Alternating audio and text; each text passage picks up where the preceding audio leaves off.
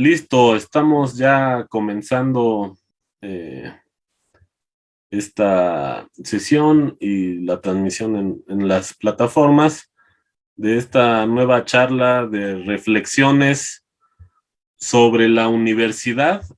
En esta ocasión tenemos el agrado de tener al doctor Raúl Rojas Soriano.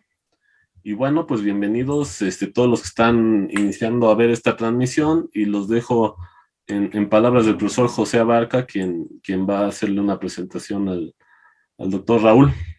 Buenas tardes a todos, bienvenidos, doctor Raúl Rojas. Gracias. Es un gusto tenerlo aquí con nosotros. Voy a hacer un breve resumen de su currículum. Su currículum es bastante extenso también.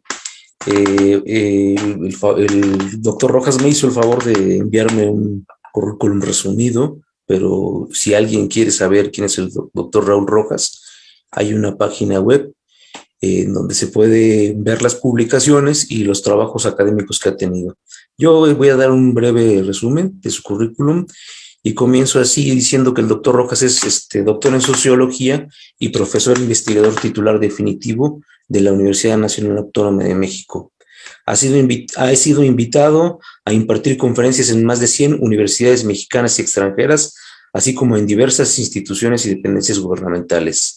Ha escrito 38 libros sobre metodología de la investigación, educación, evaluación y en el área sociomédica.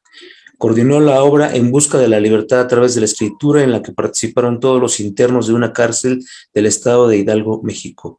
Sus textos se han citado en cientos de libros y artículos, así como en miles de tesis profesionales de distintas carreras en diferentes países. Por su obra académica y su trabajo profesional ha recibido diversos reconocimientos dentro y fuera de México. También cabe mencionar que el doctor Rojas ha tenido una amplia política desde 1968 en el movimiento estudiantil como brigadista. Adelante, doctor Rojas, por haber asistido. Muchas gracias. Vamos a comenzar con una breve exposición acerca de tres cuestiones fundamentales. Una que tiene que ver con la antidemocracia, otra que tiene que ver con la presencia del modelo neoliberal en nuestra Universidad Nacional y en todas las universidades del país y del mundo. Y la otra, me refiero a las mafias académicas que prevalecen en la universidad, al igual que en otras universidades del país. Bueno, son tres aspectos vinculados entre sí. Voy a ir mostrando algunas pruebas al respecto para dar cuenta de estos fenómenos que se manifiestan en la Universidad Nacional, pero que no son exclusivos de nuestra máxima casa de estudios, sino de todas las universidades públicas y privadas del país, y en todas las instituciones de educación superior, como el Instituto Politécnico Nacional, el Instituto Tecnológico de México, entre muchas otras, con sus variantes, obviamente. En la siguiente lámina se presenta un texto. Fue ahí cuando comencé, hace más de 50 años, a involucrarme aún más en la lucha por mejorar la vida democrática de nuestro país, de la Universidad Nacional, al participar como brigadista en el movimiento estudiantil de 1968. En ese libro relato mi participación en dicho movimiento. En la siguiente lámina muestro un libro en donde expongo todas las pruebas que tienen que ver con la antidemocracia en la UNAM, en la presencia del modelo neoliberal y también las mafias académicas que prevalecen en nuestra máxima casa de estudios y que yo las padecí desde que ingresé como docente a la universidad en 1969, hace casi 53 años. En la siguiente lámina, ya me refiero a las acciones democratizadoras. Y pues en la siguiente muestro recientemente, el 4 de noviembre de este año, publiqué en el periódico La Jornada ese breve texto en donde muestro lo que he comentado: la antidemocracia y neoliberalismo en la UNAM y la presencia de mafias académicas, a raíz de pues, la discusión que se dio en las mañaneras del presidente López Obrador y las respuestas que dieron algunos académicos de la UNAM, señalando que se habían hecho estudios críticos acerca del modelo neoliberal, pero lo que no dijeron estos estudiosos del neoliberalismo es que dicho modelo está presente en los procesos de evaluación, de investigación, de evaluación, ¿no?, en nuestras universidades, como vamos a ver en unos minutos más. Bueno, esto pues muestra una realidad que mucha gente quiere ocultar en nuestra universidad. Adelante. Y aquí está mi concepto de democratización que expreso en el libro La democratización de la UNAM, en donde pues no quiero detener más en esto. Los miembros de una comunidad deben intervenir activa y críticamente en la reflexión y el análisis, así como en la toma de decisiones respecto a una serie de problemas o asuntos de su interés para alcanzar el bienestar colectivo. Y esto implica ir más allá, que no basta con elegir democráticamente a los representantes de una sociedad, de una universidad, sino que debemos estar siempre participando activa y críticamente para que se cumplan con las exigencias de la comunidad académica de nuestra universidad, por parte de las autoridades, de la rectoría y de las escuelas y facultades e institutos de la UNAM. Adelante. Una pregunta aquí nada más, no quiero interrumpirle, maestro. Me gustaría que nos pudiera platicar un poco de cómo es la estructura de la universidad. ¿Realmente es una estructura que pueda llamársele democrática en función de esta definición que usted acaba de dar? Ahorita voy a ver justamente un ejemplo concreto. Ahorita viene el ejemplo en la siguiente. Aquí. Aquí está un ejemplo, una experiencia. Hace 40 años participé como candidato en un proceso democrático en la Facultad de Ciencias Políticas y Sociales para elegir a su director de manera democrática, con voto universal y directo, en lugar de la designación por la Junta de Gobierno según la normatividad vigente. Y esto, pues, se logró que el Consejo Técnico avalara el proceso democrático para elegir al director de la facultad, sacando una terna con base en la decisión del personal académico para enviarla a la rectoría. En la siguiente lámina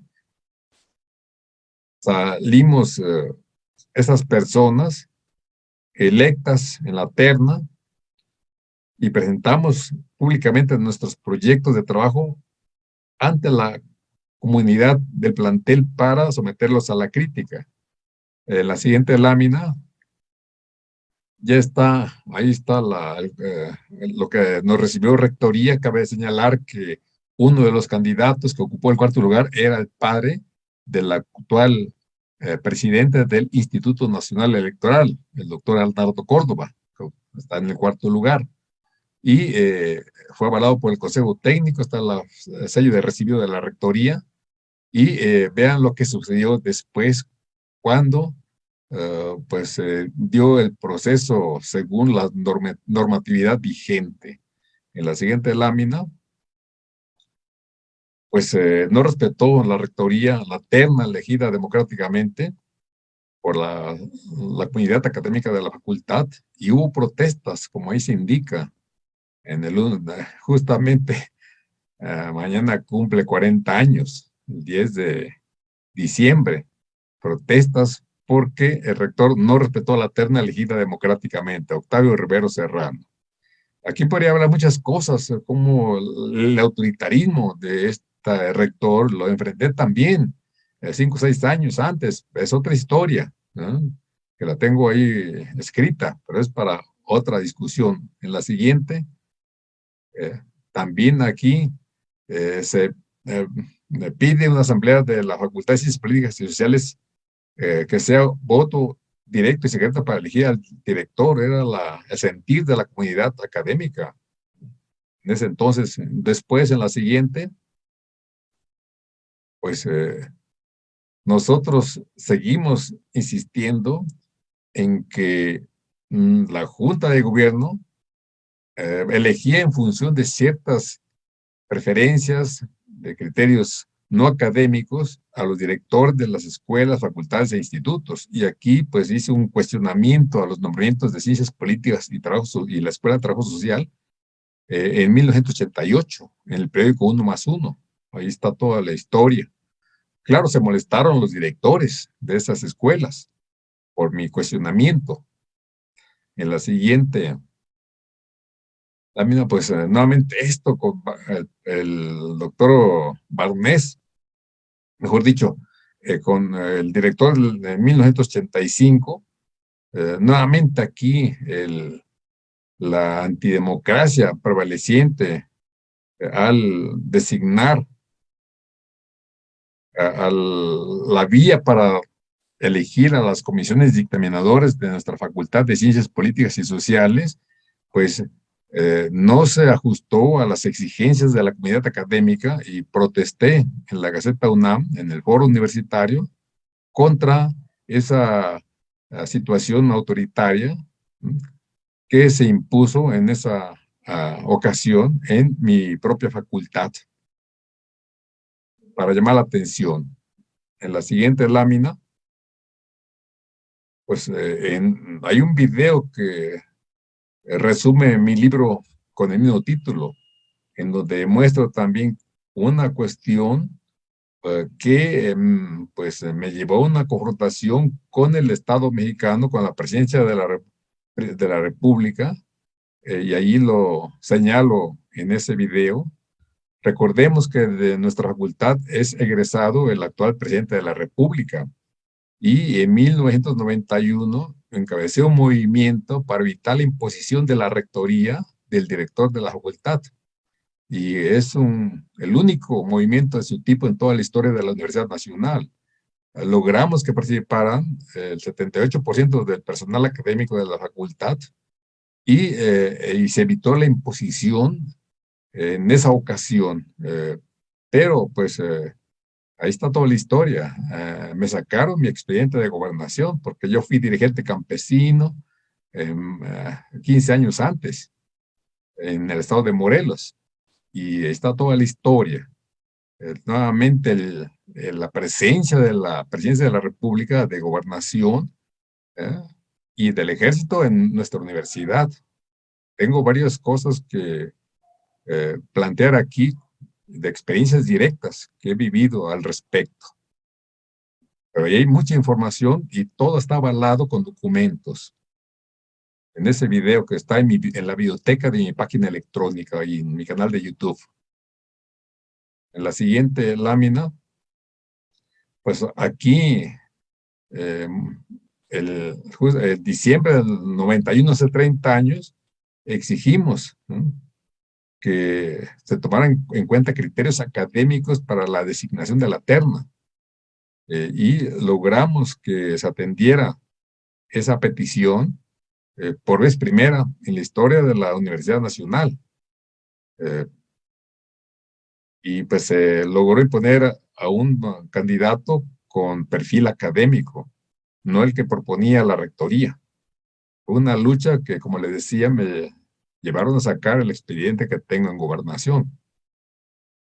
En la siguiente, y pues más para acá, mi cuestionamiento a la elección del rector en 2019, y me lo publicó el periódico Excelsior: democratizar la UNAM, elección del rector, no su imposición. Y es algo que pues se ha dado siempre. La mayor antidemocracia que hay en la UNAM es en su junta de gobierno y en varios órganos colegiados. Lo he tenido presente, hay cosas que no hay tiempo para revelar, pero muestra esta falta de democracia, el autoritarismo, que lo he enfrentado, lo he vivido y tengo todas las pruebas como aquí lo estoy mostrando, para dar cuenta de estos fenómenos que afectan la vida democrática de nuestra facultad, de nuestra universidad y de todas las universidades públicas del país. En la siguiente lámina, contra el autoritarismo de las autoridades de la UNAM y sus privilegios. Voy a tener unos 5 o 10 minutos, si me lo permiten. En la siguiente lámina, pues aquí nuevamente, en pleno movimiento estudiantil del 99, donde participamos activamente apoyando a los estudiantes, cuestionamos la propuesta del rector Barnés sobre la modificación del Reglamento General de Pagos para convertir en voluntarias las cuotas de inscripción. Ahí fue una lucha que llevamos muchos profesores de la universidad apoyando a los estudiantes en su movimiento, el más grande que ha tenido la Universidad Nacional. En la siguiente lámina, nuevamente aquí, ya con el rector Juan Ramón de la Fuente, aquí cuestiono los privilegios de la burocracia y el trato a académicos, y ahí se señala cómo un funcionario de la rectoría se fue con todos los gastos pagados y él dice a representar a la Universidad Nacional en un foro en Estados Unidos, mientras que un profesor emérito con toda su trayectoria, ahí un día antes había sacado una carta en la jornada que tenía muchos problemas para poder viajar a Europa a cumplir con una misión académica, mientras que el burócrata de la rectoría tenía todo el apoyo del rector y viajaba con todos los lujos a Estados Unidos. Y el académico, pese a todo su brillante trayectoria,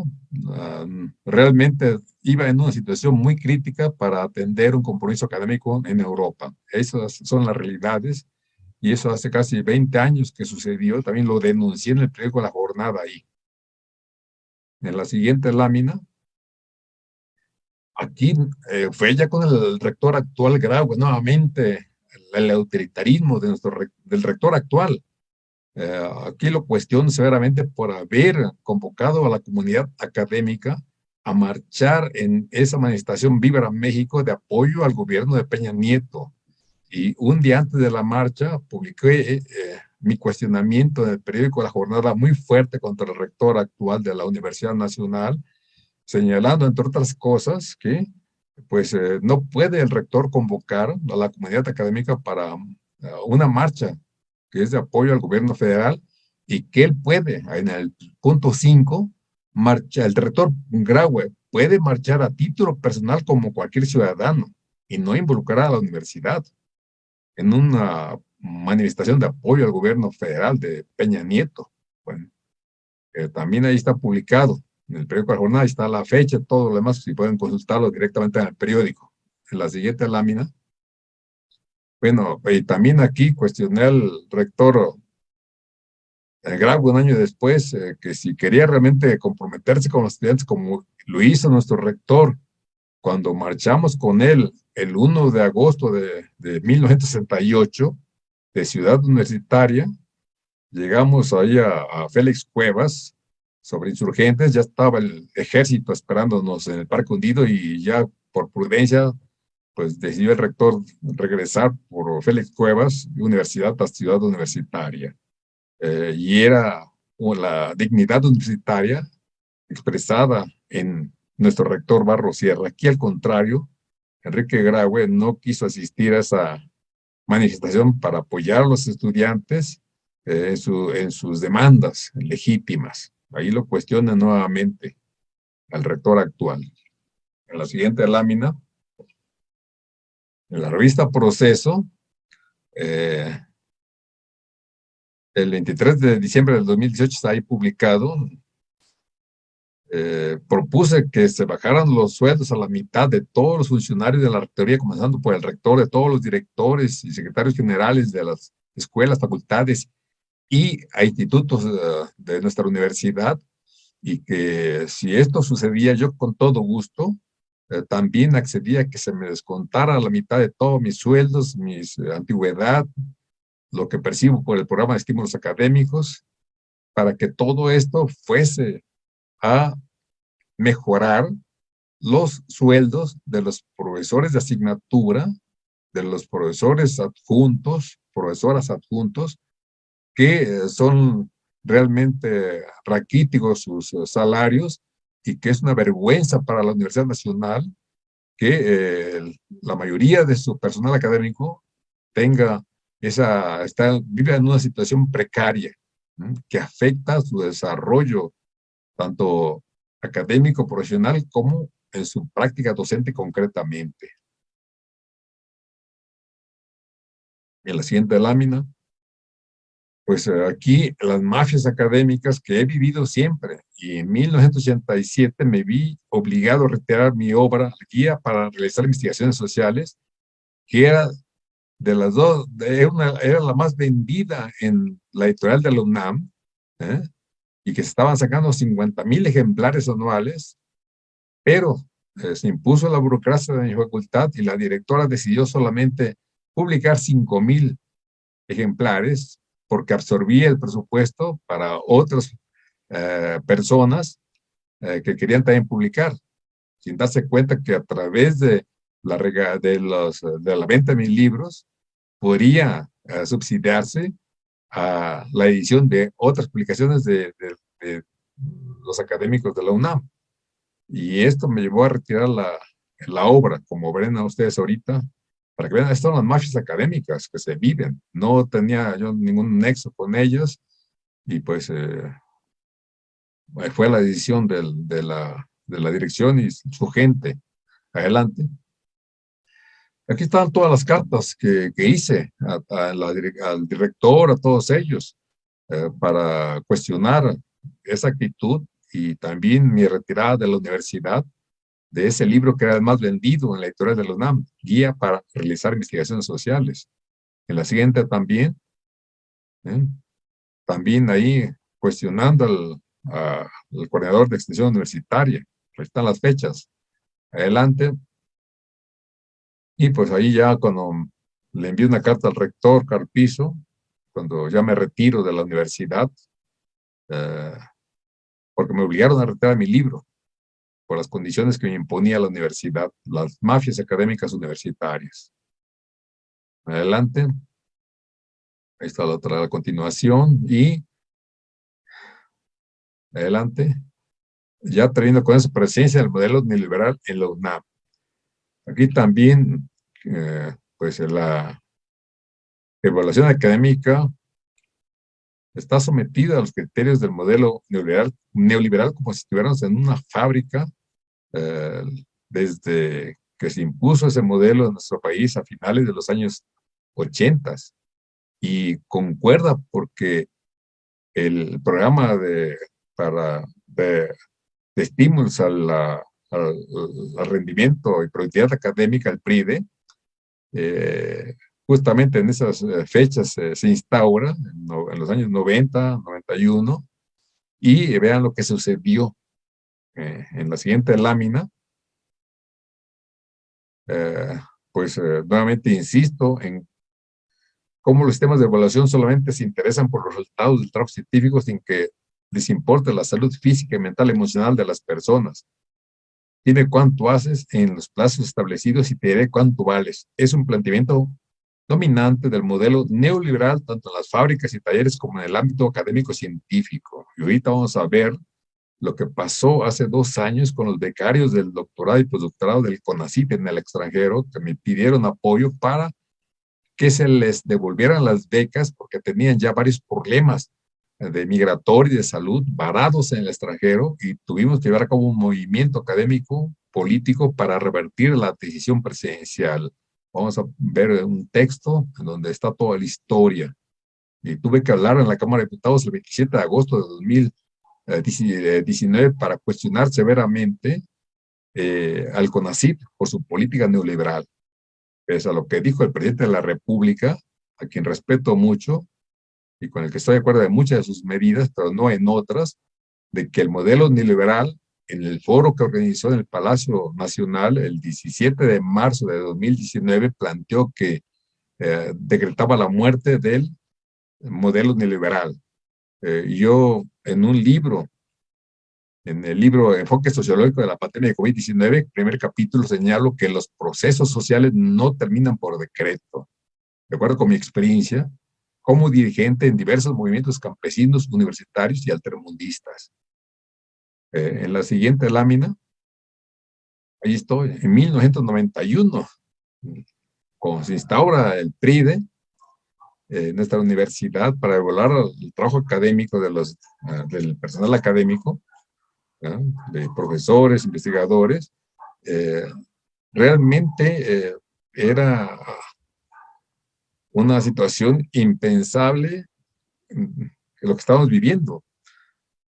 Dime cuánto haces, en qué tiempo y diré cuánto vales. Toda la evaluación centrada solamente en los aspectos cuantitativos, sin tomar en cuenta la trascendencia de los artículos, de los libros, de la práctica docente, si realmente dejaba aprendizajes significativos en los estudiantes. Todo esto pasaba a segundo término. Lo importante era mostrar rendimiento académico como si estuviéramos en una fábrica. Ahí lo publiqué un desplegado contra las autoridades de la Facultad de Ciencias Políticas y Sociales, cuestionando esa evaluación, además mal hecha, porque ni siquiera sabían sumar sumas de un dígito los miembros de la comisión dictaminadora. Ahí lo digo en ese escrito, y se molestaron mucho los miembros de la comisión dictaminadora, los cuestioné severamente. Gracias a ese escrito, muchos profesores pidieron revisión de sus dictámenes, cosa que se logró y se modificaron los resultados. A partir de aquí iniciamos una lucha para que también se tomaran en cuenta los aspectos cualitativos en la evaluación académica, como veremos más adelante. En la siguiente lámina, aquí publicamos un artículo en el periódico Excelsior mostrando que eran desestímulos académicos en la UNAM, lo que significaba el programa de estímulos a la productividad y el rendimiento académico de la UNAM. Ahí mostramos cómo esto, en lugar de estimular, desestimulaba el tipo de evaluación que nos hacían. Esto fue en 1991, hace 30 años. En la siguiente lámina, aquí nuevamente impugnamos el programa de estímulos a la productividad académica del periódico 1+1 de la UNAM por todo lo que ya hemos comentado. Y en la siguiente, pues aquí en 2001, ya con el rector Juan Ramón de la Fuente, pues nuevamente la evaluación académica de corte neoliberal que me hicieron la comisión dictaminadora de la facultad, pues me bajó de nivel, me opuse a esto, cuestioné severamente la evaluación y un abogado amigo mío me apoyó, demandé al rector Juan Ramón de la Fuente, al secretario general, al rector, al director de la Facultad de Ciencias Políticas, también demandé ante los tribunales federales, al Consejo Técnico de la Facultad, a las comisiones de área de la universidad, a las comisiones dictaminadoras, las demandé, porque no me permitieron derecho de audiencia en el Consejo Técnico para exponer mi caso, y eran violaciones constitucionales, no violaciones laborales, al derecho laboral. Y esto me llevó a los tribunales, demandando al rector de la Universidad Nacional por esa evaluación de corte neoliberal. Ahí está toda la historia, el 19 de septiembre de 2001. Publiqué ese desplegado en el periódico La Jornada. En la siguiente, y aquí ya voy terminando con esto, pues en unos 2 minutos ya termino. Esto es lo que sucede. Aquí está una expresión del modelo neoliberal en la evaluación de los planes de estudio, Accesiso, que es el Accesiso de la Asociación para la Acreditación y Certificación en Ciencias Sociales, es un organismo privado que es el que certifica o que acredita o reacredita a los planes y programas de estudio de todas las carreras de ciencias sociales de todo el país. Y hay contratos que se firman para que se les pague por sus servicios.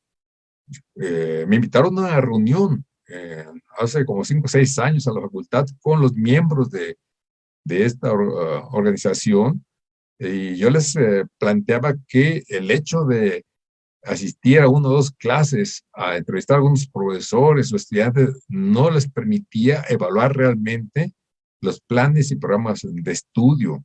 Era un acercamiento exploratorio y que no podían ellos tomar decisiones en cuanto a acreditar o no los planes y programas de estudio de nuestras carreras.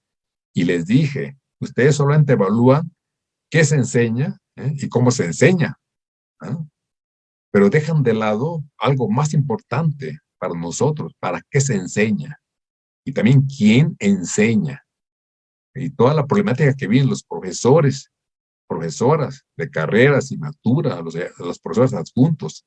Igualmente, a quién se enseña, eso tampoco lo ignoran.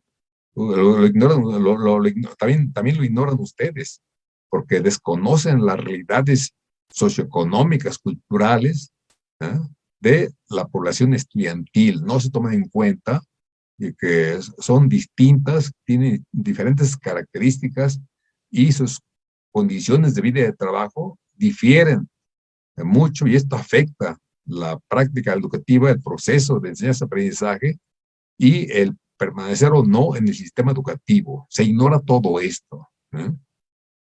Nuevamente, aquí un cuestionamiento a esa organización que sigue vigente y es privada, ¿no? Y aquí está toda la visión dominante del modelo neoliberal. Y en la siguiente lámina, en este libro también cuestiono a todo el sistema de evaluación de México, y lo he presentado en la reunión anual de El Salvador, el 23 de noviembre de 2013, señalando que todos las y los científicos más famosos del mundo hubieran reprobado si se hubiesen sometido a los sistemas de evaluación como el del CONACYT México. Esto lo envié durante la presidencia de Peña Nieto, y ahora con López Obrador también se lo envié al CONACYT para que se enteraran de mi planteamiento al respecto. Y termino con el libro, para que vean ustedes hasta dónde se llega, porque no queda solamente en las universidades. Se encuentra en el órgano rector de nuestra universidad el libro de investigación y evaluación en México, y que es lo que con eso termino, para que se vea que esta es una situación que trasciende el ámbito académico y que no se involucra al órgano rector de la investigación en nuestro país, el CONACYT, y que esto pues nos llevó en julio del año pasado a actuar de emergencia para revertir una decisión presidencial, porque estaban, como les había dicho, varados los estudiantes de doctorado y postdoctorado en el extranjero, en Estados Unidos, en Europa, con problemas migratorios de salud por incertidumbre que estaban viviendo, y logramos hacer que el CONACYT, tuve que hablar a la Cámara de Diputados el 27 de agosto del 2019 cuestionando al CONACYT en un foro que se organizó y exigiendo que no siguiera las normas propias del modelo neoliberal en la evaluación académica, y que se tomara en cuenta la parte humana de los investigadores, investigadoras, que está presente en el proceso de investigación, que es un proceso objetivo, subjetivo, es decir, un proceso profundamente humano. Y después de una lucha de casi 2 meses y medio, logramos que el Consejo Nacional de Ciencia y Tecnología oficialmente reconociera que las investigaciones no tienen las mismas características, son tiempos distintos y por tanto no pueden entregarse todos al mismo tiempo para que se evalúen. Está en función de su complejidad, de la complejidad de cada investigación.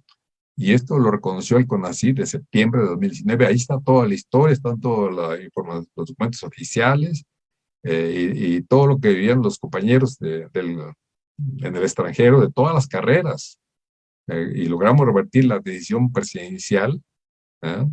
Para que se atendiera a las justas demandas de los estudiantes de posgrado y postdoctorado, de doctorado y postdoctorado en el extranjero. Esto es una breve síntesis de nuestra lucha por la democratización de nuestra universidad y también de otras universidades de México donde he estado, porque siempre llego, y de América Latina, a donde quiera que llegue, me involucro en los problemas, porque no puedo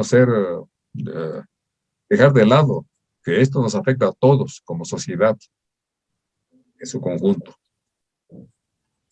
Muy bien, doctor, pues bastante amplia la participación política que ha tenido, la participación social que ha tenido en la universidad. Qué bueno que todavía haya profesores en la universidad que protesten, que se quejen, que digan algo de las cosas que pueden parecer correctas, pero en realidad no lo son, porque modifican la situación laboral y social de los universitarios, y yo creo que eso nos corresponde a todos y no a unos cuantos. A mí me gustaría que nos pudiera platicar primero qué se entiende por neoliberalismo, qué se piensa que es el neoliberalismo, porque, bueno, sabemos que este término, a grosso modo, pues lo acuña un premio Nobel de Economía, Milton Friedman, de la Universidad de Chicago, donde fueron a estudiar muchos expresidentes que trajeron este modelo desde hace ya mucho tiempo, y por los resultados fueron catastróficos, no solamente en México, sino en otros países también. Yo recuerdo específicamente dos términos muy concretos, y me quiero referir a la productividad y a la competitividad, que pues pareciera que son términos que podríamos decir que se piensa, yo los pensaría como si estuviéramos en una fábrica, ¿no? En una fábrica en donde se producen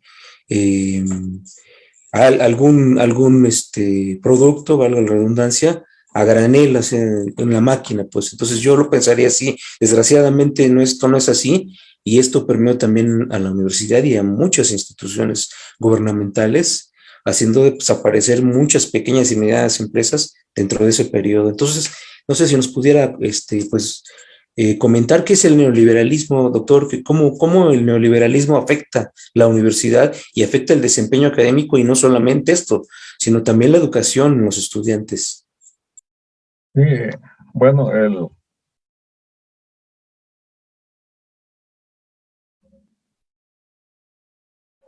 esto lo enfrenté por vez primera en una polémica que tuve cuando se estaba organizando el Tratado de Libre Comercio. A ver si, Carlos, tú tienes esa lámina ahí, que lo publicó el periódico La Verdad de Tamaulipas en 1992, con el asesor presidencial para las zonas fronterizas, Jorge Bustamante, y también con el coordinador de los libros de historia, Enrique Florescano, que le acaban de dar un premio, y que también alteró los contenidos de los libros de historia. Y se los comento porque una de mis hijas estaba en la primaria y suscitó una polémica nacional, y yo lo cuestioné por qué los cambios en la historia, ahí está, en la historia, los libros de historia, y lo que contestó Enrique Florescano, el historiador de Salinas de Gortari, era de que en los libros de historia está presente la carga ideológica de los grupos en el poder, y no puede ser de otra manera. Sobran los comentarios. Y cuanto al Tratado de Libre Comercio, comentaba en foro que donde se armó una polémica también con el representante presidencial para la zona fronteriza, Jorge Bustamante, que era el director de la Colegio de la Frontera Norte. Él planteaba que iba a haber más maquiladoras que se iban a instalar en nuestro país, más empleos, etcétera. Se mejoraría la economía del país. Y yo le comentaba que las maquiladoras iban a utilizar mano de obra femenina y también hasta mano de obra infantil, y que esto iba a generar desintegración familiar e iba a afectar la salud orgánica, mental, emocional, tanto de las mujeres y de los demás miembros del equipo, de la familia. Y tiempo después volví a las zonas fronterizas y me comentaban estas realidades que yo había planteado en ese foro en Tamaulipas, mostrando esa integración familiar. Ya aquí no me detengo cómo se dio esa situación, se estaba dando ya a raíz del modelo neoliberal. Y esto pues viene a mostrar cómo al modelo neoliberal, que es la expresión máxima del capitalismo, no le interesa la salud de, de la población. Y aquí inscribo a las industrias química farmacéutica porque es mi otra área de estudio, que no les interesa la salud de la población, a ellos les interesa que haya más enfermos para obtener mayores ganancias con la venta de fármacos y de equipo médico para la atención de las enfermedades. Y lo que más desean es que no desaparezcan las enfermedades, sino que se vuelvan crónicas para seguir lucrando con la enfermedad. Eso es lo que sucede realmente. Y es otra expresión del neoliberalismo que tiene que ver directamente con la salud, ¿no? Y ya sabemos nosotros que las 5 compañías, industrias químico-farmacéuticas más grandes del mundo fueron las que más se han enriquecido con la pandemia, según los datos oficiales que se han dado por parte de nuestro gobierno. Ahí está una de las situaciones que vivimos nosotros. Y luego, pues, ¿qué se generó con Salinas de Gortari? El adelgazamiento del Estado mexicano, y se vendieron cientos de empresas paraestatales, las cuales fueron a caer en manos de personas que después, no hicieron ninguna aportación social, sino fue lucrar con el trabajo de la gente, una mayor explotación, y se elevó el trabajo infantil. Hoy en día, el último dato que tengo y que acabo de incluir en un libro hace unos 15 días de INEGI, es de 3.600.000 niños, niñas que trabajan, menores de edad, de los cuales el 80% lo hace en condiciones insalubres completamente, lo cual viola nuestra Constitución, y son datos de un órgano oficial del Estado mexicano, ¿sí? Autónomo, INEGI.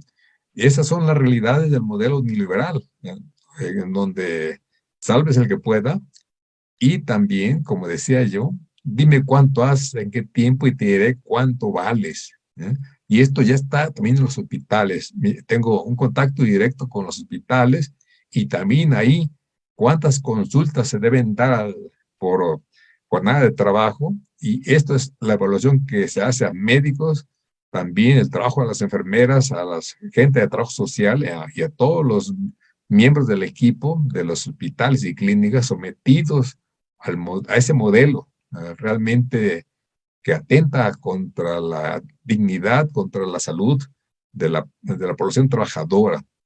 Y en el campo de la educación vemos cómo, y hay estudios al respecto, el Fondo Monetario Internacional, el Banco Mundial, se ha metido en las instituciones educativas para orientar las directrices de cómo guiar las políticas educativas en nuestro país. Y estas son las realidades que muestran que el neoliberalismo como fenómeno social no está presente solo en un país, sino trasciende a todas las fronteras, y ya está en Cuba. He estado en todas las universidades cubanas impartiendo conferencias y en otras instituciones, y también hoy en día está ya presente allí el modelo liberal, aunque lo niegue el gobierno. Tengo un libro sobre Cuba, Cuba Apuntes de Cuba Apuntes de un viajero mexicano, de mi recorrido de todas las provincias de Cuba, y cómo hoy en día ya está presente el modelo neoliberal, porque ya no puede sostenerse Cuba, y el modelo neoliberal va a terminar con varios aspectos muy importantes de la organización social que yo viví en Cuba durante muchos años, realmente que era admirable. Y esto pues va a disminuir la solidaridad social. Ya ha disminuido desde que cayó la Unión Soviética, de donde dependía el 80% del comercio exterior con Cuba. También ahí comenzó la debacle cubana, Y pues estos van a ser los resultados que ya estamos viendo nosotros en la sociedad cubana, ¿no? Entre otros muchos, no se diga en el resto del mundo. Sí, doctor, el presidente en una de sus mañaneras, como usted bien lo dijo, habló de que la universidad en el periodo neoliberal no hizo nada, no protestó, no dijo nada en este sentido de que se instauraba el neoliberalismo, y comentó que la universidad se había derechizado, se había neoliberalizado. ¿Usted qué piensa al respecto? Bueno, ya nos dijo algunas cosas, pero... Bien, pero totalmente. Yo lo he vivido también esto en el movimiento de 99. En la Facultad de Ciencias Políticas y Sociales apoyábamos a los estudiantes, ¿eh? En 18 profesores, de más de 600 docentes, y al final nos quedamos con 9. ¿Eh? Y yo quiero decir una cuestión aquí: la directora actual de la Facultad de Ciencias Políticas y Sociales nos apoyaba también en la parte de los 18 profesores que nos apoyaban a los estudiantes, pero pues le llamaron de la rectoría para formar parte de una comisión de Barnett para negociar con los estudiantes, y se pasó del lado de la rectoría a trabajar allá con la gente de la rectoría para tratar de superar el problema del movimiento estudiantil, y se fueron reduciendo, pues fue reduciendo el apoyo a los estudiantes, y estas fueron las realidades. Y se ha derechizado en la Facultad de Ciencias Políticas y Sociales, y en la mayor parte de las facultades de la UNAM. También en ciencias, yo me acuerdo que hace 30, 40 años llegaban muy combativos a mi facultad, a mostrar todo lo que estaban haciendo en la Facultad de Ciencias, y era digno de admiración. Ahora pues ya no he visto mucho que lleguen a la facultad constantemente como lo hacían antes. Y también ahí pues ha surtido efecto esta presencia neoliberal, y en toda la universidad, no puede ser de otra manera, ¿no? Y más si es impulsado por las autoridades del más alto nivel de nuestra universidad, comenzando por el rector. ¿Mm? no sé si quieres hacer una pregunta, Efraín. ¿Quieres comentar algo al respecto? Bueno, es algo más concreto. Me llamó la atención una lámina en donde me gustó la idea del doctor Raúl, en donde invita al rector Enrique Graue a marchar en 2018, en aquella movilización después de que los porros golpean una marcha que hubo hacia la rectoría, los asistentes a la marcha, quedó documentado incluso en los medios.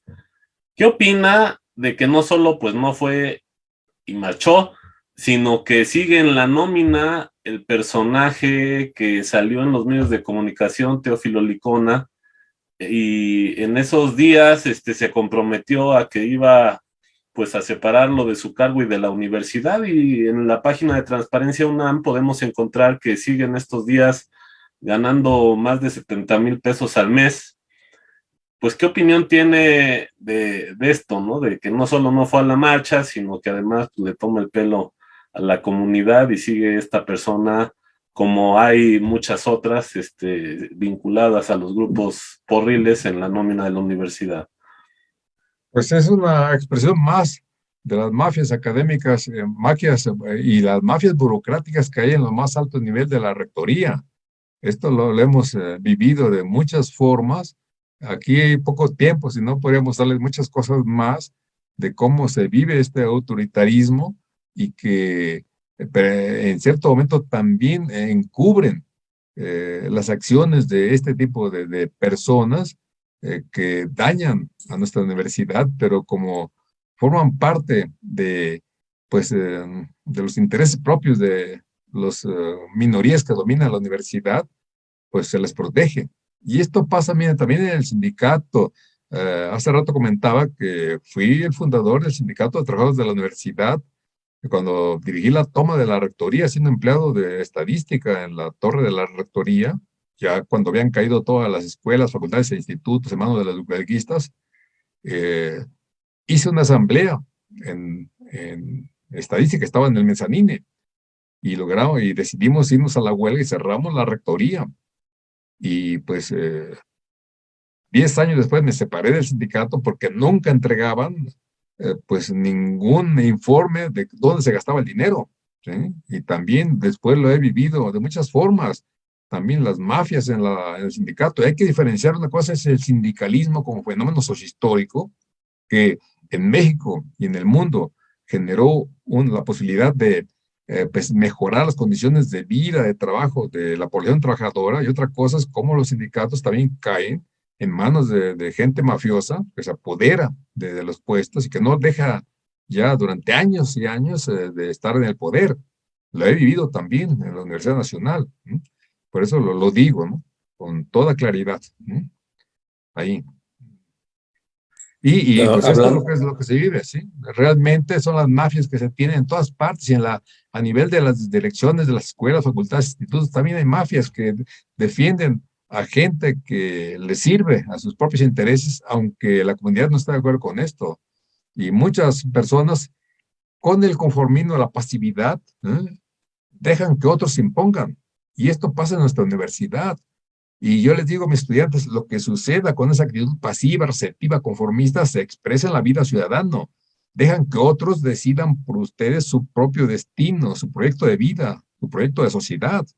Y es algo que sucede en todas partes. Y lo digo en mi propia Facultad de Ciencias Políticas y Sociales, que está derechizada, realmente, salvo sus honrosas excepciones que estudiantes, profesores, siguen luchando. Y hay que reconocer que también hay autoridades conscientes, pero que se les ata las manos para poder hacer algo. Hay autoridades conscientes en todos los niveles, al menos que tienen, ¿no?, cierta conciencia de la necesidad de realizar acciones en beneficio de la colectividad, pero que muchas veces no pueden hacerlo porque están atadas a la burocracia universitaria, a decisiones de poder, ¿no?, para ser justos.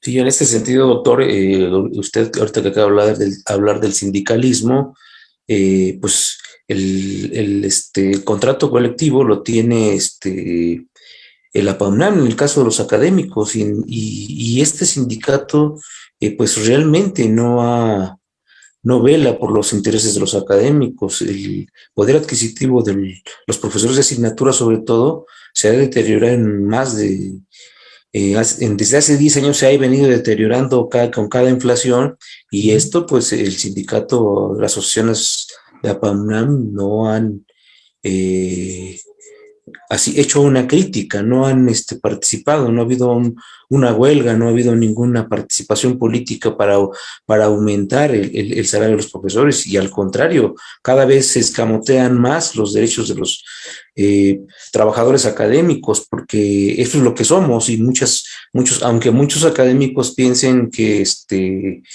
incluso forman parte de la élite universitaria o de esta casta dorada de la que se ha hablado, pues no es cierto, porque finalmente devengamos un salario por un horario, Claro. aunque sean horas, semana, mes. Entonces, en este sentido, las APAUNAM, pues no han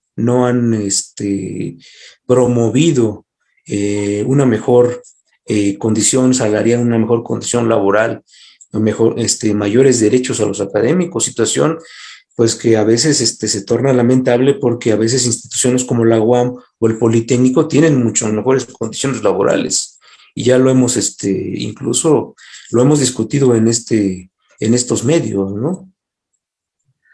Así es, mira, aquí hay una cuestión que no puede ignorarse, la presencia de la ideología política dominante que se introduce en todos los ámbitos de la sociedad, en el ámbito educativo, cultural, económico, en las relaciones familiares, en las relaciones profesor-alumno, en las relaciones autoridades docentes. La ideología política dominante no queda en el pensamiento, se expresa en actitudes, conductas, comportamientos de conformidad con nuestra forma de pensar, de ver el mundo, la sociedad. Y aquí, pues nuevamente, hablamos de corrientes filosóficas, como la corriente del positivismo. Hay que diferenciar, una cosa es la corriente positivista, ser positivo como una actitud humana válida, y otra cosa es seguir la corriente del positivismo o positivista, que implica pues aceptar las cosas como están, no alterar el status quo, que favorece a los grupos dominantes, a los que tienen las relaciones de poder, y que por nuestro conformismo, apatía, nuestra pasividad, se imponen constantemente en todos los ámbitos de la sociedad, de distintas maneras. Puedo poner muchos ejemplos. Yo tengo en mi libro Metodología en la calle muchos ejemplos que he vivido en la calle, en el metro, en las plazas públicas. Esa expresión del positivismo que muestra la pasividad, el conformismo. Solamente pongo un caso para que se vea que esto se reproduce en todos los ámbitos de la sociedad y que relato en ese libro Metodología en la calle. Viajando en el metro, un cartel que decía así, en el vagón del metro: ya no tienes que, para triunfar en la vida, sigue los 5 principios vitales que se encuentran en la más reciente novela de Carlos Cuauhtémoc Sánchez. ¿Y esto en qué se traduce? En que pues ya con eso no es necesario ir a la escuela, con leer esa novela. Y la gente se lo cree. Y más adelante en el metro Pino Suárez, cuando hice el transbordo, en el andén, otro cartel: ya no tienes que pensar, deja que Paulo Coelho piense por ti. Y esto es el resumen de lo que hace el clásico de la corriente, uno de los fundadores de la corriente del positivismo, Emilio Durkheim, en su libro Educación y Sociología, principios del siglo XX, cuando planteaba que hay hombres que nacieron para pensar y hombres que nacieron para obedecer, hombres de razón y hombres de sensación, hombres que en razón de su cultura, de su madurez, deben educar a las generaciones jóvenes para que cumplan con el papel que les exige la sociedad donde viven. Y nuevamente, o sea, adaptarlos como máquinas para que cumplan con las exigencias propias de la sociedad y básicamente de quien tiene el dominio de la sociedad, de los grupos hegemónicos.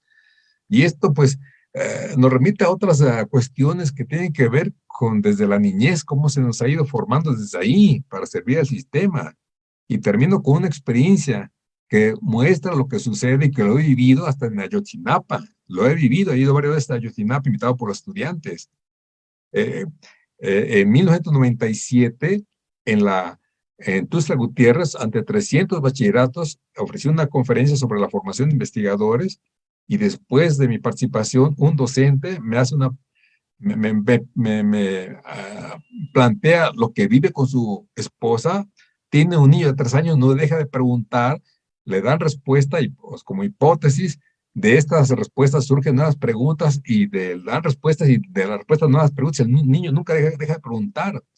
¿Y de qué hago, doctor Rojas Soriano, ante esta situación? Antes de que pudiera armar una posible respuesta ante un problema que abruma a adultos, a profesores, a padres de familia, otro maestro del auditorio le dice: no te preocupes, compañero maestro, cuando tu hijo ingresa a la escuela, ahí le van a quitar las ganas de preguntar.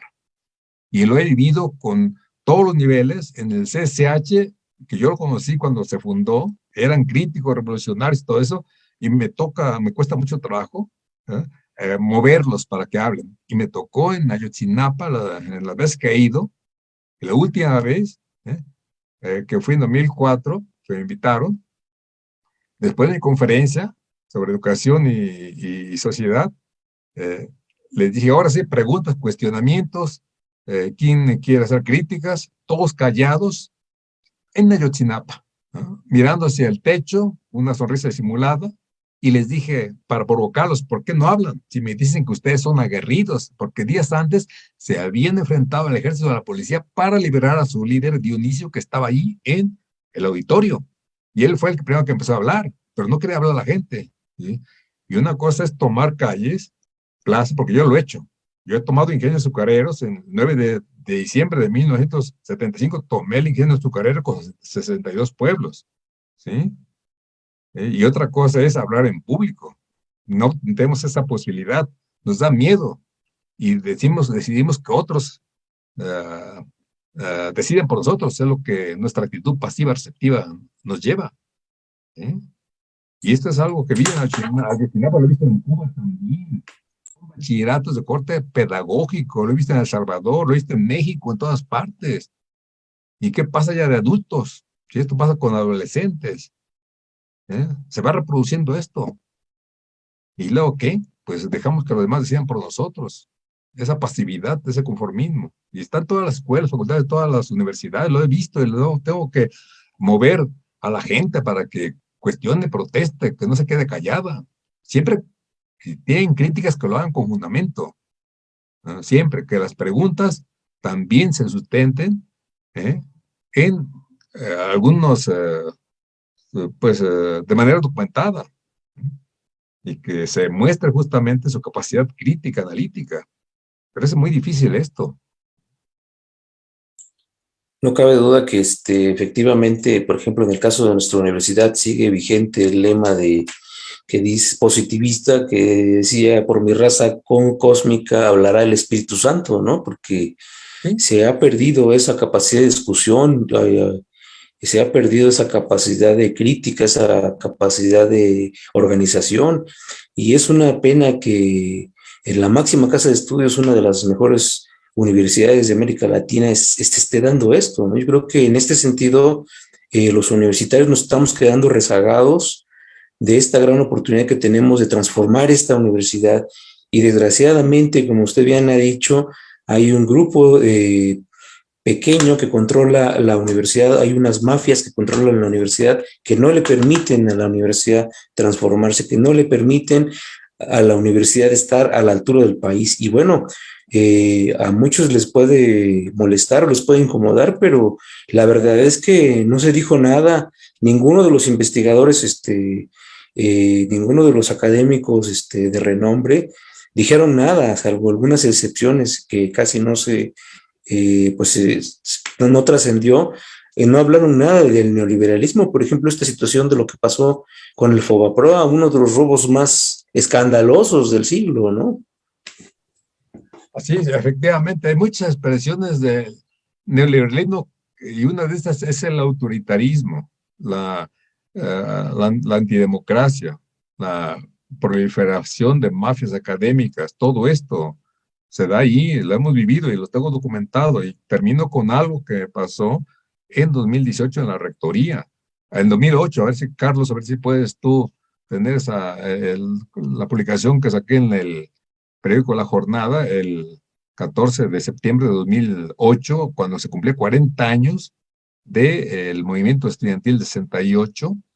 A ver si lo localizas mientras voy hablando, Carlos, para ver si localizas esa lámina, que también la divulgué en las redes. No había redes sociales todavía en México como hoy, pero está en el periódico La Jornada y en un texto. Y invité a la comunidad universitaria a izar la bandera media asta en la explanada de la rectoría.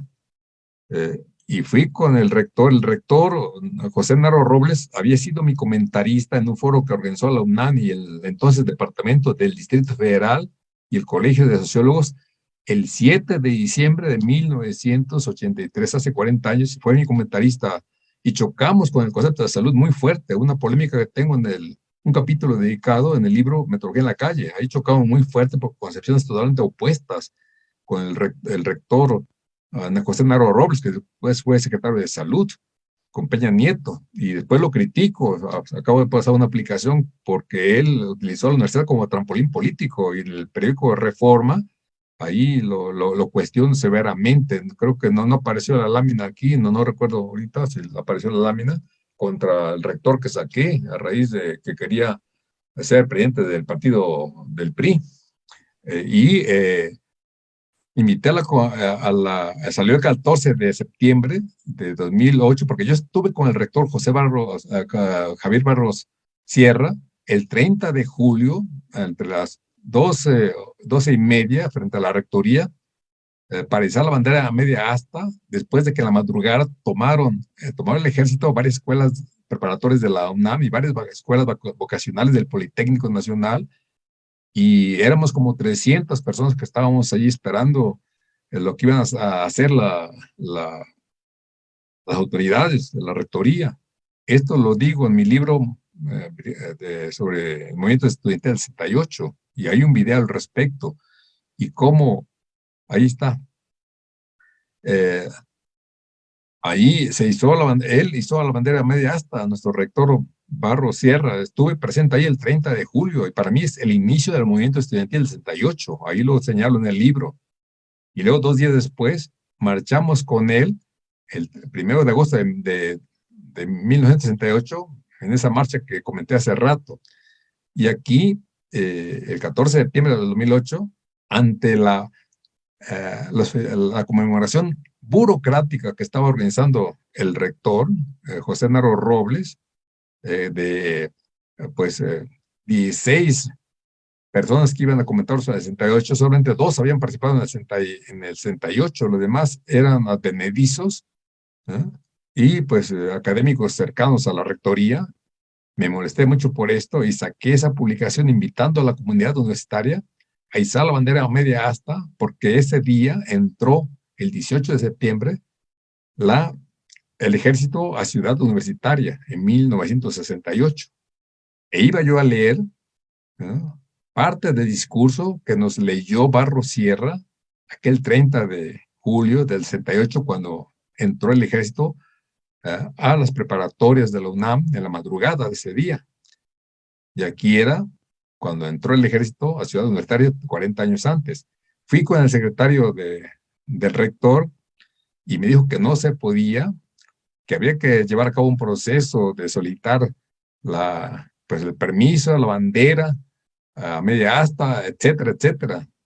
Y ya era el día siguiente, fui el día 17, porque el 15, 16 son feriados. El 17 estuve ya en la rectoría y ya le dije al secretario del rector que le recordara al rector que había sido mi comentarista en el 83, en ese foro donde hubo una fuerte polémica, y que yo no les venía a pedir permiso, solamente les iba a avisar de que iba a izar la bandera media asta, una bandera que había comprado, enorme, le añadí palos para que llegara a la mitad, ¿no?, para izar la bandera media asta y leer parte del discurso de Barros Sierra. Ahí está toda la historia.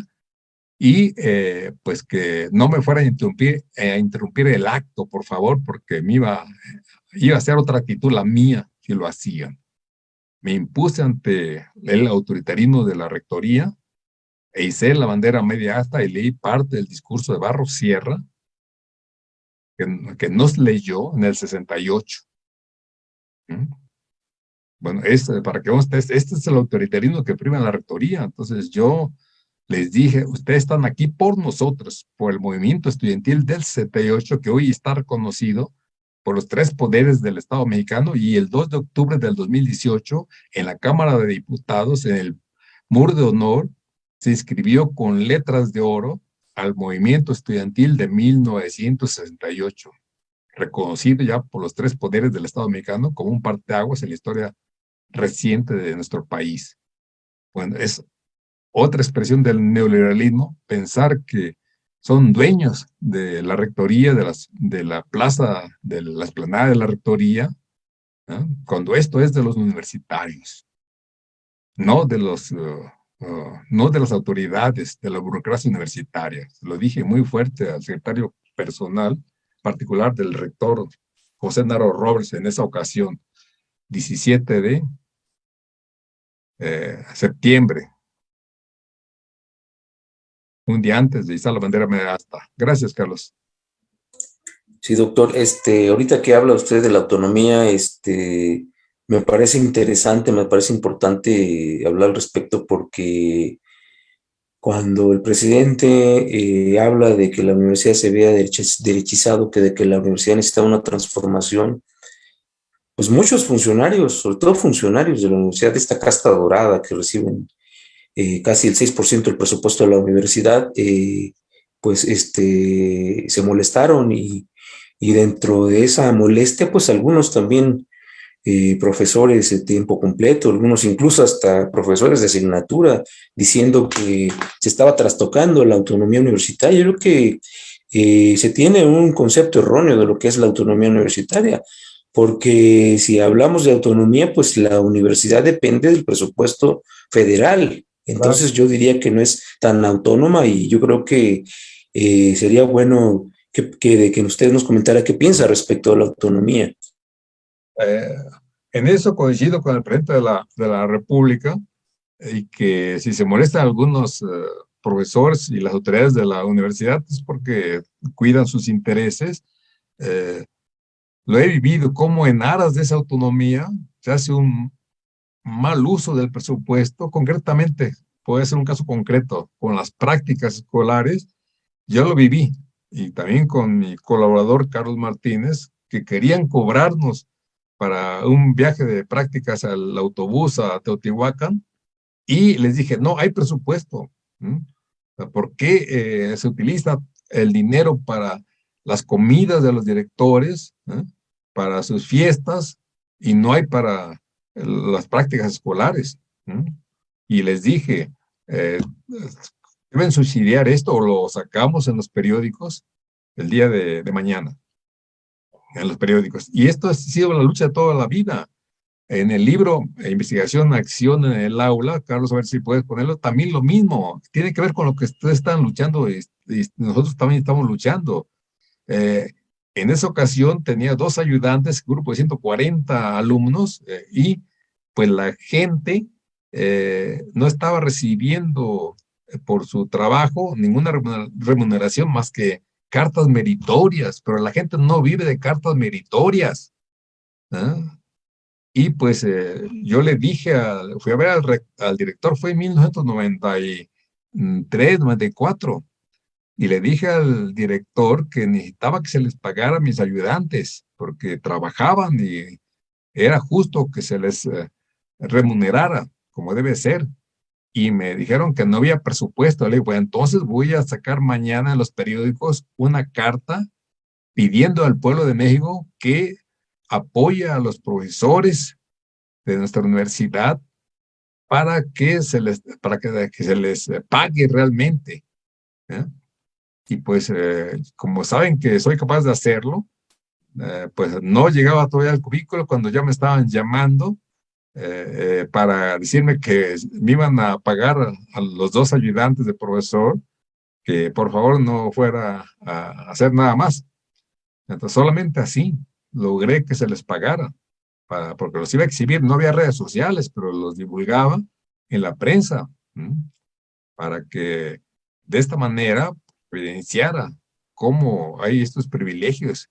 Y podría aquí citar muchas de estas mafias que se dan, que he enfrentado de muchas formas en la vida universitaria desde hace ya casi 53 años. Pero como me formé en el movimiento estudiantil del 68 y como le decía, he sido dirigente campesino universitario y altermundista, movimientos altermundistas, pues nunca he dejado de protestar, de cuestionar. Y esto pues me ha permitido tener un espacio de cierta libertad para poder realizar mis actividades sin interferencias, pero no así la inmensa mayoría de los profesores, profesoras, que se ven sometidos a estos grupos de poder, a las mafias, de cómo se dan los concursos de oposición a personas que son parte de, o cercanos a la dirección de una facultad, de una escuela o instituto. Lo hemos vivido siempre. Tengo muchos casos y pues experiencias que conozco de cerca al respecto. Y esto se vive en todas las escuelas, facultades de nuestra universidad. No es un caso único. Y lo ha sido desde siempre, pero más ahora, con la entrada del modelo neoliberal. Se ha dejado sentir toda esta situación en donde se da prioridad a quienes tienen relación con las autoridades de la escuela, facultad o instituto, y los demás pues se ven relegados, los demás profesores, porque no están cercanos al poder. Esas son las realidades que he visto, no alumnado en todas partes, en todas partes. Sí, doctor, pues efectivamente creo que las mafias universitarias han utilizado el término de la autonomía para escudarse en no dar ni rendir cuentas del presupuesto que es del pueblo de México, que es el presupuesto que asigna la federación. Entonces, en este sentido, la autonomía pues parece ser que ha servido para que solo algunos cuantos tengan salarios estratosféricos, a salarios por arriba del presidente, como ya lo han documentado. Por ejemplo, acaba de salir en un noticiero que se llama Contra el INE, en periodistas donde denuncian los excesivos salarios de esta casta dorada que les llaman ellos, que son funcionarios que están alrededor del rector, de directores generales, en donde pues ellos mismos parece ser que se ponen estos salarios y en contraste con los salarios que reciben los profesores de asignatura, pues eh, es lamentable, es humillante incluso que se den estas situaciones, escudándose en la autonomía universitaria, escudándose en que ellos son las autoridades y ellos son los que deciden. Entonces es grave realmente lo que sucede con la universidad.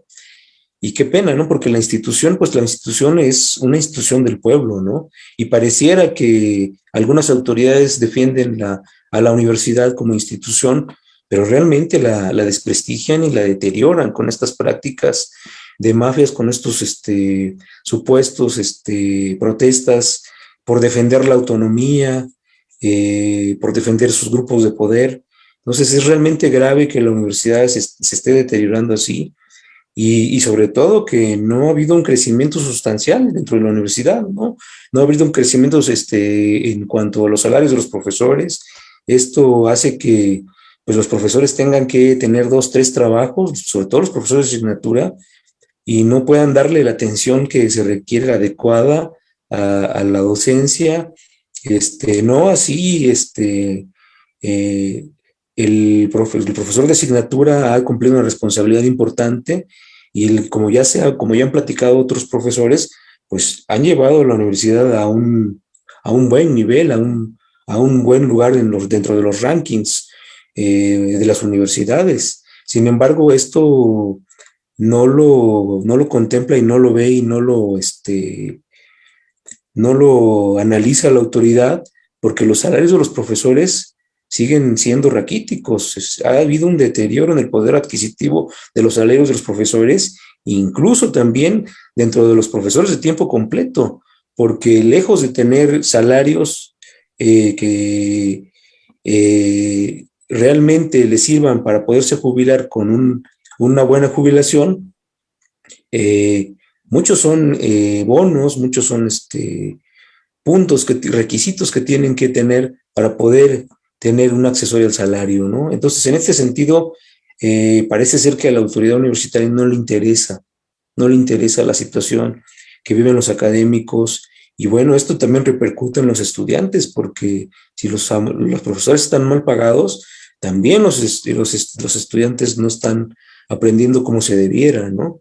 Y en este sentido, parece ser que tampoco les interesan los estudiantes, porque, pues, si bien es cierto que ha habido un aumento en la inauguración de universidades públicas y universidades privadas, pues hay más rezago educativo en el país, ¿no? O sea, ha habido un deterioro en la educación del país y en el caso de la universidad no ha aumentado la matrícula universitaria.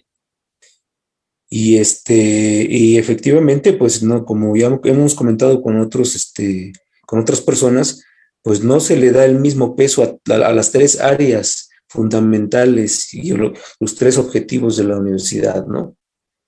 No sé qué piense al respecto. Sí, efectivamente, así sucede y pues son situaciones que han ido deteriorando la vida académica de la universidad, la vida democrática, la pues, situación en cuanto a las condiciones de trabajo de la mayoría del personal académico de nuestra universidad y de todas las universidades del país. Eso es lo que sucede y pues detrás de esto pues son situaciones que no pueden ignorarse, que ya he comentado nosotros, tienen que ver con pues la ideología dominante que hace que la gente se adormezca muchas veces, piense que así está bien, que lo que dicen los de arriba, las autoridades, es la verdad, lo que plantean es lo mejor para la vida académica y dejan que se arrastre la situación y que sean llevados por esa realidad, por esa corriente, sin reflexionar, sin criticar que esto perjudica no solamente a ellos, a sus familias y a la sociedad en su conjunto. Y lo que pasa en la universidad no se queda ahí, sino se expresa en la vida ciudadana, en los demás espacios sociales. Esa apatía, ese conformismo de no luchar por mejorar las condiciones de vida y de trabajo dentro y fuera de la universidad y se va traduciendo en los hijos y los nietos. Y pues es la sociedad que estamos pues desarrollando, una sociedad pues apática, que no es capaz de enfrentar al poder por temor a perder su comodidad, a su pasividad. Y pues aquí realmente pues, las redes sociales, pues en cierta manera han servido para, a mí me sirven como un vehículo para divulgar todos mis cuestionamientos, pero a mucha gente les sirve para distraerse, un entretenimiento vacío muchas veces, que solo genera más apatía y que genera más conformismo. Entonces, de mi punto de vista, yo he utilizado las redes sociales en otro sentido y me ha dado muy buen resultado para divulgar mis protestas en todos los niveles. Y no solamente con las autoridades universitarias, lo he hecho también con todos los presidentes de la República. Desde ahí tengo otra historia también al respecto, que lo he divulgado masivamente. Y en los países donde voy, también actúo y me considero ciudadano del mundo. Y actúo, pues, no importa que esto vaya en contra de la legalidad propia de cada país, que sí he intervenido en otros países cuando se requiere. Nada más dos cosas, doctor. Hace rato habló de la situación del CONACYT, lo que ha sucedido en el CONACYT en los sexenios anteriores, y nos gustaría que usted nos diera su punto de vista respecto a la situación actual del CONACYT. ¿Qué pasa en el CONACYT? ¿Cómo ve usted la situación del CONACYT? Pues no me queda muy claro lo que está pasando. Realmente sé que el interés del presidente es que efectivamente se haga un buen uso del presupuesto para que no se utilice para fines que solamente beneficien a entidades privadas, como se hacía en gran parte antes, que esto es cierto, porque no han desmentido funcionarios de Peña Nieto lo que ha dicho el presidente al respecto. Pero también hoy creo que falta una verdadera autoridad moral, intelectual, en la dirección del CONACYT para conducir en buenos términos esa institución rectora de la investigación en México, para que de esta manera cumpla con su papel en beneficio de la sociedad. Ha entrado en muchas polémicas, situaciones que estaban viendo ahorita con el CIDE, por ejemplo, y en otras cuestiones que dañan la imagen del CONACYT y también de la investigación de la investigación en nuestro país. Bueno, hay una situación que está ahí por resolverse y que no ha permitido que realmente el CONACYT salga adelante como se pensaba que iba a ser con este gobierno. Está ahí pues en una situación pues complicada, enredada y que necesita definirse más claramente para que se le vuelva a tener la confianza que se pensaba desde un principio que iba a lograr con todo el apoyo presidencial. No sé realmente qué está pasando ahí, porque a mí me costó mucho trabajo que el CONACYT entendiera esta cuestión y tuvimos que mover las redes sociales en los periódicos, en la revista Proceso, en el periódico Excelsior, publicamos nuestros cuestionamientos al CONACYT y en las redes sociales y como les dije, hablé en la Cámara de Diputados muy fuerte contra el CONACYT para defender a los estudiantes de posgrado. Ahí estoy en la Cámara de Diputados, está el video en mi biblioteca, muy fuerte fue el cuestionamiento que hice al CONACYT por toda su concepción neoliberal en la evaluación académica que no toma en cuenta la parte humana de los investigadores y que también cada investigación tiene sus propios tiempos y logramos después de toda esta lucha que reconociera esa realidad el CONACYT y lo divulgara oficialmente y se le revirtió la decisión presidencial y se les devolvieron las becas a los estudiantes de posgrado y doctorado en el extranjero. Eran cientos de estudiantes varados. Bueno, yo no entiendo ahí porque pues estuvimos a punto de ir a bloquear el CONACYT el 15 de septiembre de 2019, cuando fue uno o dos días antes, reconoció ¿eh? Esta situación. Pues no queda otra forma. ¿Qué hace uno con esto? Si están los estudiantes varados con problemas migratorios de salud en el extranjero, sin dinero, ni para regresarse. Es lo que no me explico realmente.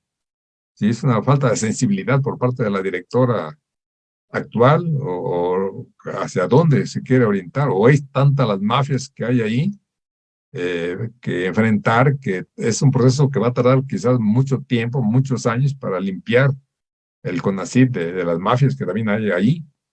Y también cómo las comisiones dictadoras, tengo casos ahí en el libro, cito los casos de cómo se hacen las evaluaciones y que otro de los grupos de los movimientos de estudiantes del doctorado en extranjero en México que querían quedarse aquí en México, que también protestaron por su evaluación y logramos que el CONACYT en septiembre, 23 de septiembre, se sentara a dialogar con ellos a mesa de diálogo, porque estaban realmente mostrando la falta de objetividad de la evaluación del CONACYT y ahí se reconoció esa falta de objetividad por parte del CONACYT, y por tanto se sentó al CONACYT a mesa de diálogo.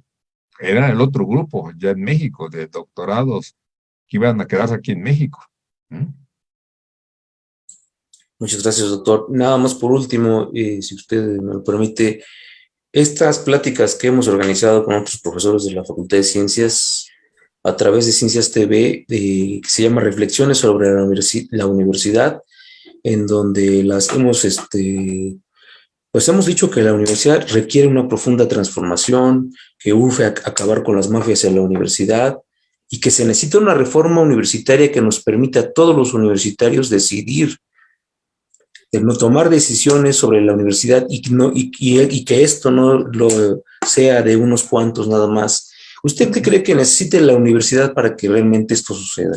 ¿Qué necesitamos hacer los universitarios, tanto profesores como estudiantes y administrativos, para transformar esta universidad y estar a la altura del país?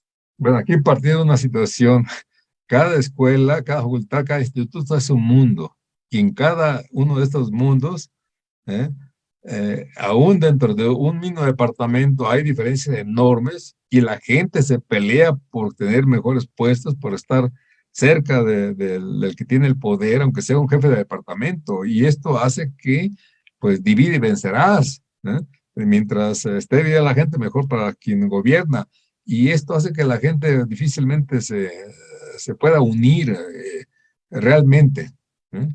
Lo que logramos nosotros en 91-92, en esa experiencia que está en un libro, es el 78% de los académicos que participaron y logramos evitar la imposición de la rectoría del director de la Facultad de Ciencias Políticas y Sociales. Está toda la historia en un video y en un libro que escribimos al respecto. Pero esto fue una situación excepcional realmente porque no hablamos de democratización en ninguno de los documentos, pero todos los documentos de contenido era democratizador de la vida académica, está todo ahí. Pero no utilicé la palabra democratizar porque esto asusta a muchos académicas de nuestra universidad.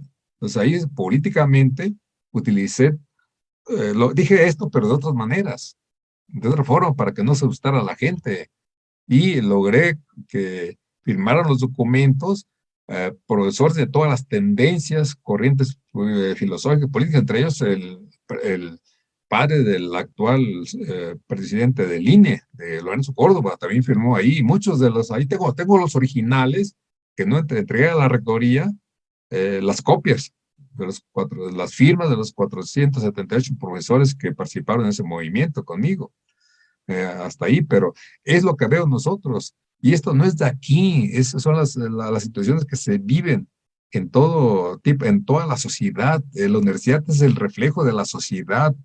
Y esto no es fácil porque en cada escuela, en cada facultad, en cada instituto, hay un mundo especial y ese mundo no es uniforme, ni entre los estudiantes, ni entre los profesores. Tienen sus propios proyectos de vida, sus orígenes socioculturales, sus intereses, y es muy difícil que realmente puedan unirse en una causa común. Lo pueden hacer en cierto momento, bajo ciertas circunstancias. Después viene la dispersión, se impone la dialéctica, la unidad es relativa, la lucha es permanente. Esas son las realidades que se enfrentan. Lo he vivido también en el ámbito sociopolítico. Me pasó en 1973 cuando logré que las poblaciones de 16 municipios en el estado de Morelos decidiera tomar los municipios. A ver si Carlos puede mostrar esa lámina a Carlos del Excelsior, cuando tomamos los municipios. Allí me apoyó el ingeniero Alberto Castillo, que fue candidato a la presidencia de la República en el 88, ¿sí? Que le cedió la candidatura a Cuauhtémoc Cárdenas. Y logramos nosotros que imponer esa realidad, ¿sí? Y donde estoy antes, en la anterior, lo estoy invitando a la gente. Ahí estoy. Ahí está, mayo de 73. Ahí estoy en Emiliano Zapata, Morelos, invitando, ordenando la toma de la mitad de los municipios de Emiliano Zapata por la imposición de los presidentes municipales por parte del PRI. ¿Sí? Y pues eran otras circunstancias, no es hoy, no había derechos humanos, no había ONG, no había comisión de derechos humanos, era una situación crítica, ¿sí? Y solamente logramos tomar 5 municipios, ahí está en la siguiente lámina, ¿sí? Era la época de la guerra sucia en el país, ¿no? Yo realmente recibí amenazas del gobernador, ahí está en la revista Punto Crítico, el 16 de abril, ahorita, a ver, Carlos no localiza esa lámina donde me amenaza el gobernador, y está en la revista Punto Crítico, el 16 de abril del 73, pero en otros tiempos, y aún así logramos nosotros vencer esto. Yo tengo también las amenazas, otra lámina del secretario del gobernador, el Pedán Galindo, ¿no? Directamente en los periódicos me amenazó. Así eran las cosas. Pues, ¿y qué pasa? Logré que la gente se uniera para expulsar al partido oficial, pero a los 3 años, la elección del 90 para presidente municipal y la gente votando por el partido oficial, por el PRI, no es posible. Es tanta la ideología dominante que se impone por la televisión, las telenovelas, que yo las critiqué con Himno Canún y me censuraron allí en 1992. Ahí está, Punto Crítico, mire, ahí está, me tacha el gobernador, ahí está, 16 de septiembre de abril de 73, ahí está. Me tacha de profesor agitador, ahí está. De acusar de agitador subversivo al profesor universitario Raúl Rojas, que tiene la culpa de este motín. Ahí está la revista Punto Crítico que fundó Albert Garín. Que en ese era un... Eso lo fundó Albert Garín, que uno de los dirigentes del movimiento 68, ¿sí? De nuestro movimiento. Ahí está, la situación era otro momento. Entonces, ahí está la democracia. Elegimos a los presidentes municipales, a los candidatos, con mano alzada, como se hacía en la antigua Grecia. Ahí están las fotografías. Y obligué a ir al gobernador. Ahí directamente hay una fotografía también ahí al municipio, ¿no? Para exigirle para que mostrara respeto a la decisión del pueblo. Pero eran otros tiempos. Realmente, y hay muchas cosas más, ¿no? Que después, como les dije, el 9 de noviembre de 1975, dirigí con 72 pueblos la toma del ingenio azucarero de Emiliano Zapata en Zacatepec, Morelos. Ahí estuvo Humberto Serrano, que después conmigo pues, se vendió al movimiento Humberto Serrano, ¿sí? Se vendió al sistema, se vendió, ¿sí? Y para que mejorara el precio de la caña de azúcar a los campesinos. Bueno, eran otras circunstancias, ¿no? Realmente. Y pues yo tenía siempre la adrenalina en su máxima expresión. Y por eso voy a mostrar aquí algo que vean ustedes. Y con eso termino, porque eran otros tiempos, ¿no? Hace casi 50 años esta historia. Carlos, si quieres ver lo del 10 de mayo del 74, el rescate de aquella chica, yo tengo un expediente en gobernación, me lo sacaron en el movimiento para evitar la imposición de la rectoría del 91-92, me lo sacaron y lo sé, Y el 10 de mayo de 1974 siempre tenía la adrenalina al máximo. Yo siempre andaba armado con mis guardaespaldas, de que campesinos de Guerrero, ¿sí? Y aquí, eso no es película, es la realidad. Ahí están las pruebas, están los testigos, que si quieren ustedes, ahí está exactamente de ese lugar, ¿no? Rescató a una chica que la habían secuestrada, ¿sí? Está el video en mi página electrónica en YouTube. Yo iba en un Maverick atrás de ellos, persiguiéndolos. Eran 3 hombres que la habían violado, maltratado, ¿sí? ¿Sí? Y hay testigos que ahí yo hablé con ellos antes de publicar este video. Ahí está el nombre de uno de ellos y él conoce a los otros que estaban ahí, frente a la casa donde inicié la persecución, ¿sí?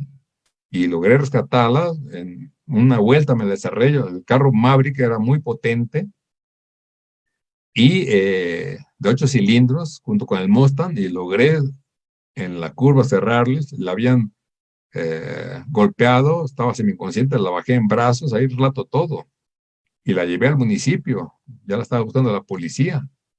A la chica, después, el novio de uno de ella, de exnovio, la había secuestrado y la había violado con los otros 2 tipos. Y fui a declarar a la Procuraduría del Estado de Morelos, ahí están mis declaraciones.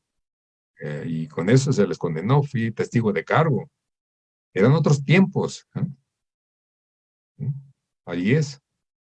Y siempre tenía mi carro listo para situaciones de ese tipo. Gracias, Carlos. Ahí está toda la historia. Entonces, eso es lo que he vivido. Entonces, por eso, desde entonces, he enfrentado el poder en todos los niveles, todos los aspectos.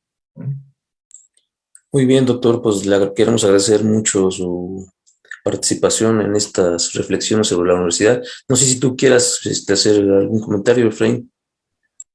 Pues solamente preguntarle al doctor Raúl, agradecerle por su tiempo y enmarcar que este ciclo de pláticas estamos haciéndolas porque pues es un periodo en donde pues posiblemente pudiera haber cambios positivos para la universidad.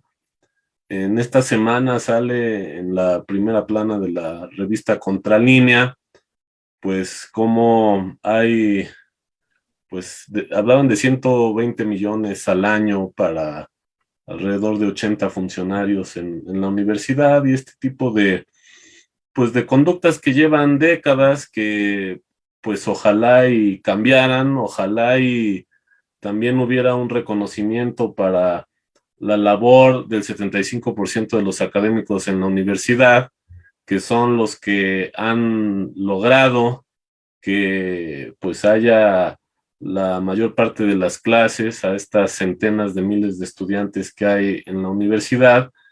Y bueno, a su criterio, porque bueno, pues si lleva el profesor pues años en la universidad y ha estado intentando pues que haya pues cambios positivos en ella, ¿qué le ha funcionado? ¿Qué no tanto y qué en los días actuales cree que pudiera funcionar para sacudir un poco a la comunidad, para intentar que la comunidad pues haga valer sus derechos y que también opine y evite que las autoridades pues tomen decisiones por ellos en unas instancias en donde pues hay poca representatividad y poca democracia? Pues ¿qué le ha funcionado? Digo, porque hay veces que uno intenta cosas y se va por el camino que no funciona.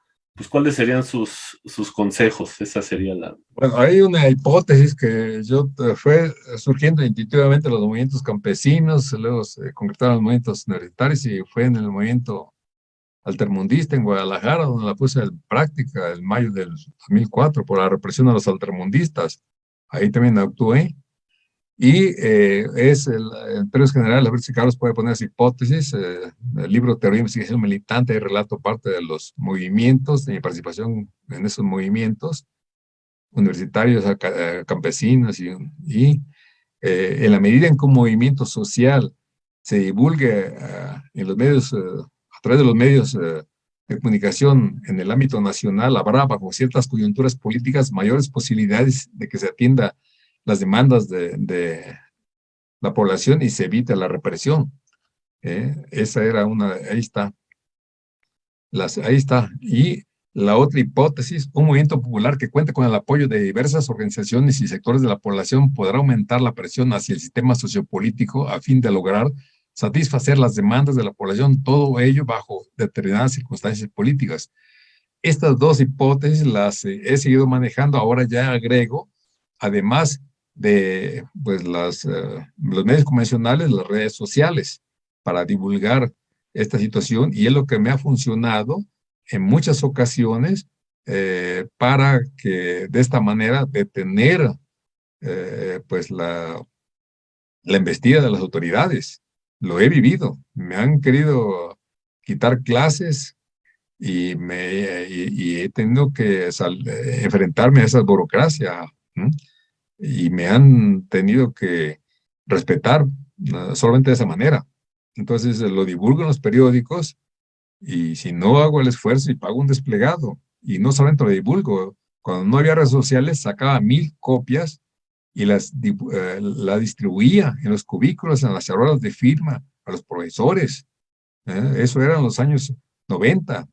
Ahora con las redes sociales lo agrego, ahí pueden ver en el Facebook todo lo que divulgo de cuestionamientos y lo hago en las redes sociales para tener mayor capacidad para llegar a más gente en América Latina. Bueno, esto y la otra es algo que estoy preparando con mis colaboradores, Claudia Aranda Cotero, que es psicóloga, maestra en educación, y el sociólogo Carlos Martínez Islas, que están presentes aquí, una convocatoria al personal académico de universidades públicas y privadas también para que expresen sus experiencias, las relaten sobre lo que han vivido en cuanto a la antidemocracia en sus universidades o instituciones de educación superior, como es el Politécnico, el Instituto Tecnológico de México, entre otras, relaten sus experiencias en cuanto a las mafias académicas que han enfrentado, la antidemocracia, el autoritarismo y las evaluaciones académicas de corte neoliberal, y que no se pierda esa memoria histórica y darla a conocer masivamente a través de los medios de comunicación. Y esto espero en enero divulgar esas convocatorias que ya lo estamos preparando para que de esta manera haya un proceso de concientización social que abarque no solamente a la UNAM, sino a todas las universidades y también en las demás universidades de América Latina, que es un problema similar. He estado en muchas de ellas y se viven situaciones similares. O sea, no podemos quedarnos en nuestro país solamente, hay que trascender las fronteras.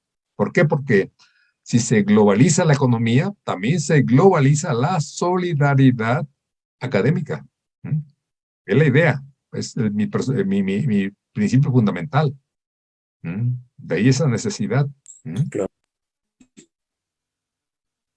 Y si me permiten, hablando de convocatorias, un libro que publiqué y que ojalá ustedes tienen hijos, nietos o hermanos o estudiantes, Carlos, si puedes, en esto, es un libro donde muestro cómo hice mis poesías en la primaria, la secundaria, mis novelas, una obra de teatro con la que concursé en la Secretaría de Educación Pública en un certamen durante la secundaria, y ahí tengo la constancia de mi participación, ahí lo incluyo en el libro, e invito, en el capítulo 2 están las convocatorias para las niñas, niños y adolescentes de Latinoamérica a través de la madre, el padre o tutor, que escriban sus motivaciones, anhelos y vivencias. Y al personal docente de primaria, secundaria y bachillerato de Latinoamérica que escriban sus experiencias en las clases en línea, virtuales o a distancia durante la pandemia de COVID-19, para que no se pierda esa memoria histórica. Y en cuanto a los niños, niñas y adolescentes, hay 4 géneros literarios. Uno tiene que ver con poesías, con cuentos, con experiencias durante la infancia o adolescencia que consideran significativas para su vida y cómo han vivido la pandemia, las clases durante la pandemia, que escriben sus experiencias para que no se pierda esa memoria histórica. Y no es certamen, todo lo que llegue, que reúna los requisitos ahí que se incluyen en la convocatoria, los voy a publicar en mi página electrónica, en las redes sociales y en mi perfil de Academia Edu. Y también el personal docente para que escriba, para que no solamente lo diga en la cafetería, en las reuniones familiares, pues se quede con sus cuestionamientos, con sus vivencias, sino que las exprese y se socialicen esas experiencias como parte de una memoria histórica que sirva a las nuevas generaciones. Y ese texto es otra se acabo de publicarlo ahora en noviembre de este año para rescatar esa memoria histórica. Muy bien, pues muchas gracias por la invitación, doctor. Yo creo que sí, algunos académicos de la universidad vamos a escribir ahí nuestras memorias de todo lo que hemos padecido a raíz de esta pandemia, empezando porque hubo un periodo donde no se pagó a la mayoría de los profesores.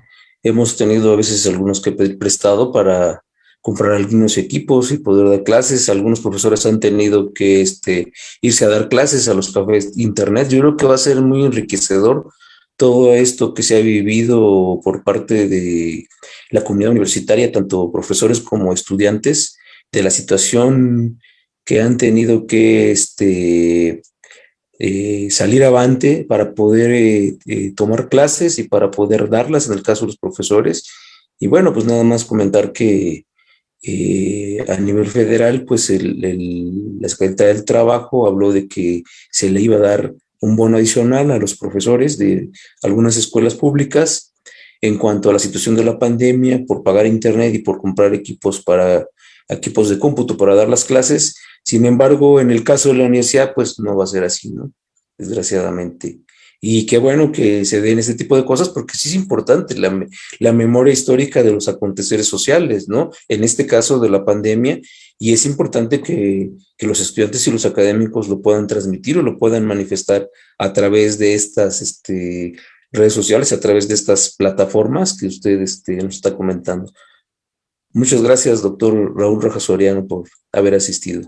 Muchas gracias por la invitación, compañero Efraín Vega Landa, compañero maestro José Abarca y el maestro Mario Mendoza. Gracias a ustedes por la invitación, a Claudia Aranda Cotero y Carlos Martínez Silva, mis colaboradores, por todo su apoyo en mis investigaciones y para preparar los materiales para esta plática. Y pues les envío un fuerte abrazo en la distancia, cuídense mucho, mejor para ustedes y sus familias, y esperamos vernos pronto en otro foro. Cómo no, doctor, vamos a estar aquí, vamos a seguir discutiendo en estas reflexiones sobre la universidad, y muchas gracias también a usted por haber asistido, por habernos permitido externar su opinión. Yo creo que es una opinión muy importante, que creo que es importante que la escuchen los universitarios, porque creo que no solamente la opinión del poder y de las mafias son las que cuentan. Yo creo que cuentan más la opinión de los universitarios que día con día han ido tratando de transformar esta universidad. Muchas gracias. Muchas gracias, muy amable. Hasta la vista. Gracias. Gracias.